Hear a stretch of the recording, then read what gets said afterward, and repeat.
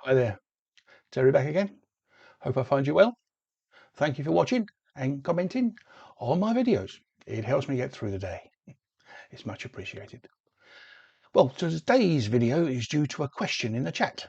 Mr. Eoso, I hope that's how you pronounce it. Sorry if it isn't. Asked if I had any Topps X-Files comics. I said yes, and he would like to see them. So I said, why not? So these painted covers by Miran Kay can be an acquired taste, but they are superbly done. It's a shame to keep them hidden, so let's get showing. Right, started publishing the X-Files in January 95, so 30 plus years ago. Time certainly does fly. Well, here is number one, and here's my collector's item number one. It's number 49,725 of 120,000 printed.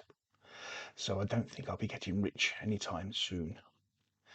Cover by the aforementioned Miran Kim. She did all but one of the 41 covers. She is also famous for her art on the Garbage Pail Kids. Anyway, back to number one. Here is another copy. This one's in green. And the title is Do Not Open Until Xmas. It was written by Stefan Petruccia, art by Charles Adlard, the famous Walking Dead artist, and the colouring was done by George Freeman. And what I also should have said, the story inside, a parchment containing a stolen prophecy, seems to have an astonishing way of destroying anyone who attempts to read it. Number two, from February 95, writers and artists the same, and this is a dismembrance of things past. Witnesses to a long ago event seem to be being murdered when they start recalling the truth.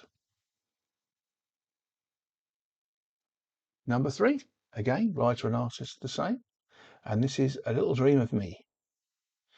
Mulder's emotions are played on by a rogue FBI agent offering to reunite him with his long-lost sister in exchange for codes to the Pentagon computers. Then 4, 5 and 6 are Firebird, parts 1, 2 and 3. And we have Koba's Lament in this one. Again, all the artists the same and writers. Number 5, which was called Crescit Undo.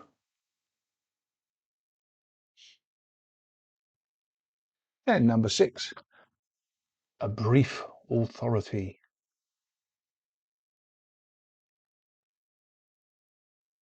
Number 7, July. And that's the same artists again.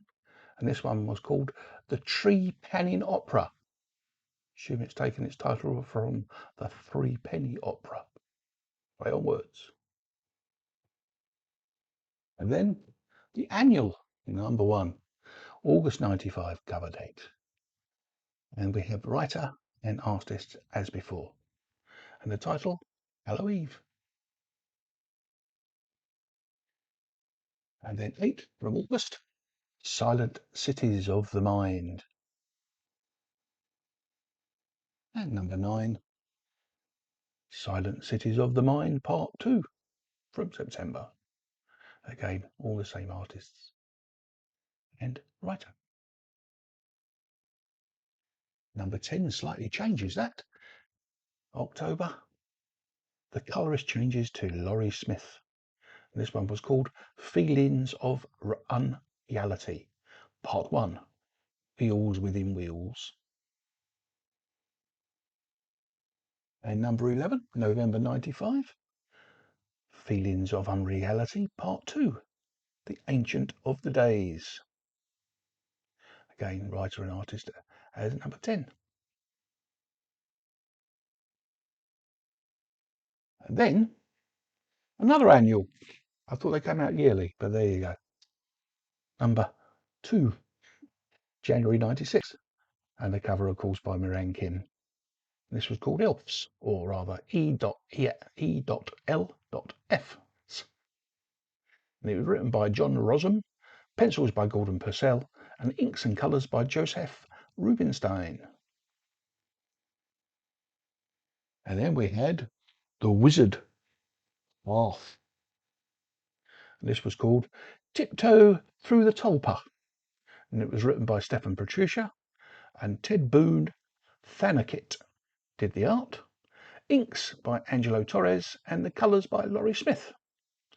There have been a series of murders by what Mulder believes to be a tulpa, a conjured being, created by a man, I should say, who's been in a coma for 5 years. Scully has a more pragmatic explanation in the form of the suspect's vengeful mother. Then with number 12, we have the conclusion to Feelings of Unreality. And this was part 3, Nightmare of History. And the story is with Stefan Petruccia, and all internal art was by Charlie Adlard. And you know who the cover artist is.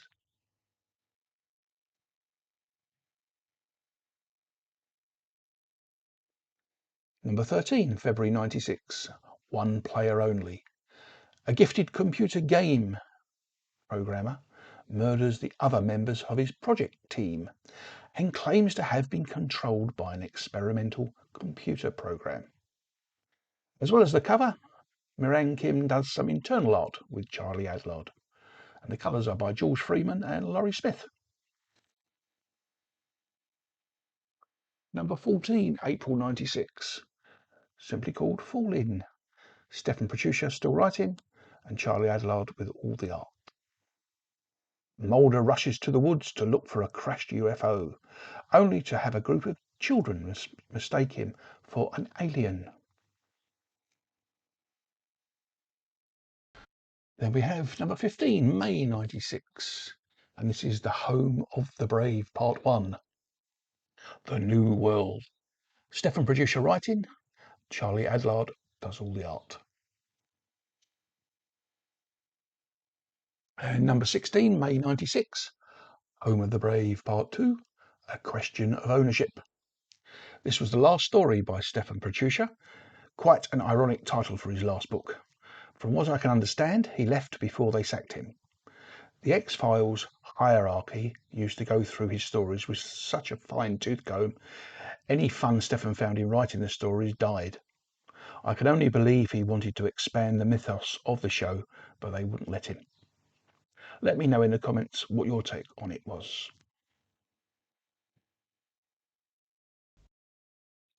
Right, next to be published was number 0, end of May 96.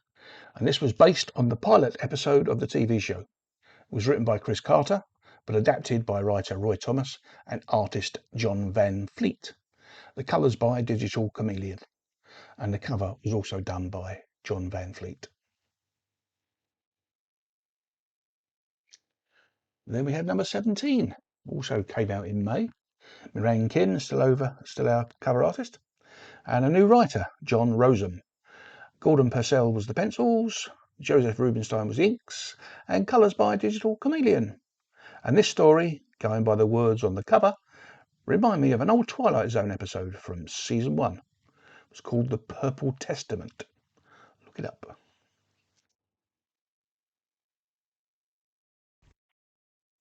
Number 18, June 96, Part 1, Nightlights. Writer John Rosen. Charlie Adlard back with all the art other than the Miran Kim cover. Then we have number 19 that came out at the end of June. Part 2, Nightlights. All the art and writer, etc. as of issue 18.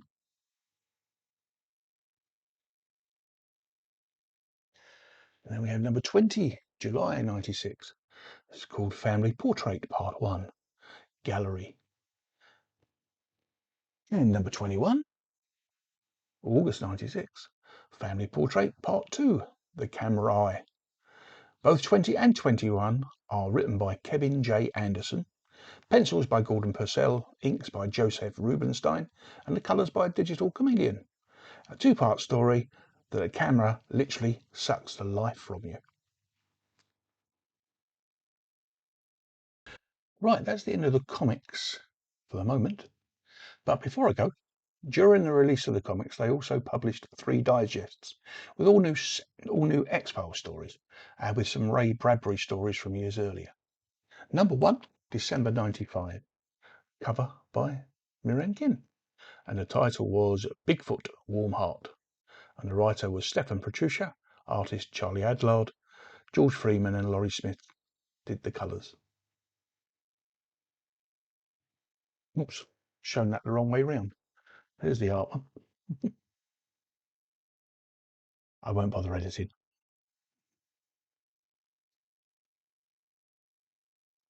And number 2, April 96, the same writers and artist, and this was called Dead to the World. And the last one, we have Scapegoats, and this was written by John Rosen, out by Charlie Adlard, and another Miran Kim cover.